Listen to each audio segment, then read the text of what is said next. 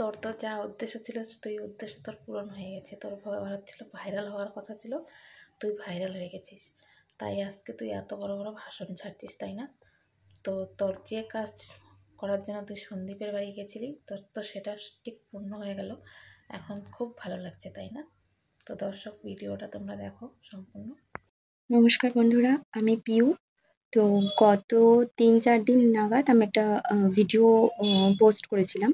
তো সেই ভিডিওটা দেখে মোটামুটি সবাই সবার মতন করে নিজেদের মতন করে বলেছে যে আমি এখানে কেন এসেছি বা কেন আমি এখানে মানে নাটক করছি। আমি এখানে, এটা কোর্ট নয়, এটা কোনো রকম কোনো আদালত নয়, বা এটা কোনো পুলিশ স্টেশন নয়। আমি এখানে কেন বলতে এসেছি, কেন এখানে আমি বলতে এসেছি। তো আমি সেইসব মানুষগুলোকে স্পেশালি বলছি যে আমি খুব ভালো করে জানি এটা কোর্ট নয়, খুব ভালো করে জানি এটা পুলিশ স্টেশন নয়। তো এখানে আমি বললে কোনো রকমের কোনো আমি ইনসাফ পাবো না। তো তো আমি সেই মানুষগুলোকেই বলতে চাই যে তারা তো খুব ভালো করে জানে যে এটা কোর্ট নয়, পুলিশ স্টেশন নয়। তাহলে তারা না জেনে না শুনে আমার সম্পর্কে এত খারাপ খারাপ মন্তব্য কেন করলো, কেন করলো? আর একটা ছেলে এসে আমার সম্পর্কে এত কিছু বলল, তার কথাটা ভিত্তি করে আমাকে সমস্ত যে যেরম পেরেছে, যে যার মুখে যেমন এসেছে সে তেমন ভাবে আমাকে বলেছে, তেমন ভাবে বলেছে। কেউ কিন্তু আমাকে কোনোভাবে পার্সোনাল চেনে না, পার্সোনালি জানে না, এবং এখনো চেনে না, এখনো চেনে না, কেউ জানেও না আমাকে। তো সেইসব মানুষগুলোকে আমি এটাই বলতে এলাম, যে বলতে চাই যে আমি চুপ করে বসে নেই। একটা কিছু প্রসেস করতে একটু সময় লাগে, আশা করি সবাই জানে। আমার এটাই বলার আছে যে আপনারা তো একটা মেয়ের সম্পর্কে কিচ্ছু পরিষ্কারভাবে আপনারা জানেন না। কিচ্ছু না জেনে না শুনে এত খারাপ খারাপ মন্তব্য। আপনারা বুঝতে পারছেন এই সমস্ত খারাপ কথার জন্য সামনের মানুষটা ঠিক কতটা এফেক্ট হতে পারে? বুঝতে পেরেছেন? আমি এটা বুঝলাম যে মেয়েরা মেয়েদেরই শত্রু হয়। কিছু কিছু মানুষ আবার বলছে আমি নাকি মানে কোনো মানুষের সাথে, আমি স্পেশালি কারোর নাম নিতে চাই না, নাকি আমি কোনো মানুষের সাথে হাত মিলিয়ে, তো তার থেকে নাকি আমি কি সব টাকা পয়সা নিয়ে নাকি আমি অন্যের ক্ষতি করছি। আচ্ছা, আপনাদের কাছে কি কোনো এতদিনে, আজ ১ সপ্তাহের বেশি হয়ে গেল, কোনো রকম কোনো প্রুফ আছে? এত কিছু তো আমাকে নিয়ে করেছেন, তো একটা প্রুফ প্লিজ দেখান না। আমার পক্ষে খুব ভালো হয় যে একটা প্রুফ আপনারা দেখান যে হ্যাঁ, আমি অমুক মানুষের থেকে কিছু নিয়ে আর অমুক কোনো মানুষের ক্ষতি করতে চাইছি। প্লিজ দেখান না, খুব ভালো হয়। বুঝতে পারছেন না যে একটা মেয়েকে আপনারা যেইভাবে রাস্তায় নামিয়ে দিয়েছেন না, আমার চলাফেরা, আমার কাজ কর্ম সবকিছু শেষ হয়ে গেছে। আমি একটা প্রফেশনাল লাইনে আছি। আমি একজন ফিজিওথেরাপিস্ট, একজন যোগা টিচার। আমার কাজ কর্ম সমস্ত কিছুতে ব্যান্ড লেগে গেছে। মানে মনে হচ্ছে আমি যেন কি বিশাল বড় দোষ করে বসে আছি। কিসের জন্য বলতে পারবেন? কেউ মানুষ তো মানে কি বলবো, আর আমাকে তো পুরো প্রস্টিটিউটে নামিয়ে দিয়েছে। আমি নাকি এ, আমি আর আমার মা নাকি, আমরা নাকি কি ছেলে নিয়ে ব্যবসা করি। আপনাদের কাছে একটা প্রমাণ দেখাতে পারবেন? এই সমস্ত যে কথাগুলো যে বলছেন, একটা প্রমাণ দেখান প্লিজ, খুব ভালো, আমার জন্য স্পেশালি ভীষণ ভালো।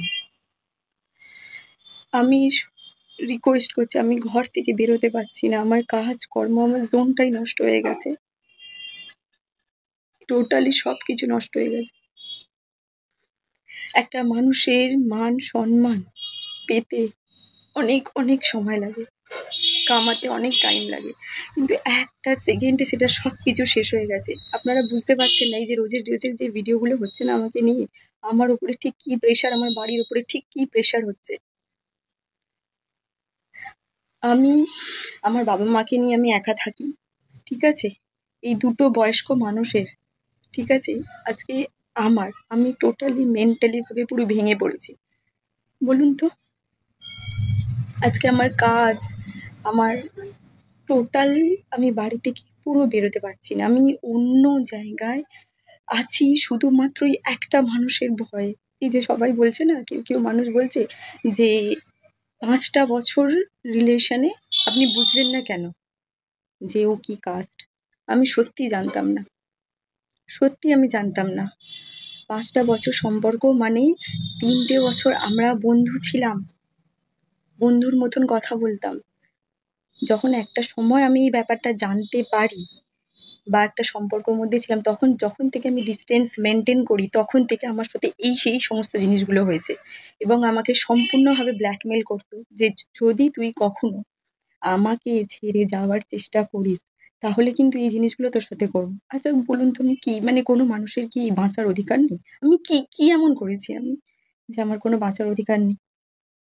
কত মানুষের, কত মানুষের না লাইফে অনেক পাস্ট থাকে। আমার তো কিছুই না, আমার থেকে অনেক বড় বড় মানুষের পাস্ট থাকে। সেই সব মানুষরা তার পাস্ট স্টোরি বলে ইউটিউবে কন্টেন্ট করে। আমার জীবনে এখন তো মানে মোটামুটি সব ওপেন আমার লাইফে। কেউ বলছে আমি নাকি পরকীয়া করেছি।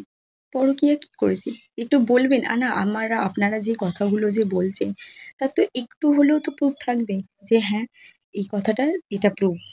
যেই ছেলেটি আমার সম্পর্কে বলেছে সে এখনো অবধি কিন্তু একটা কোনো রকম প্রুফ দিতে পারেনি। হ্যাঁ আমার যে ভিডিওটা হয়েছে সম্পূর্ণ আমি জানতাম না।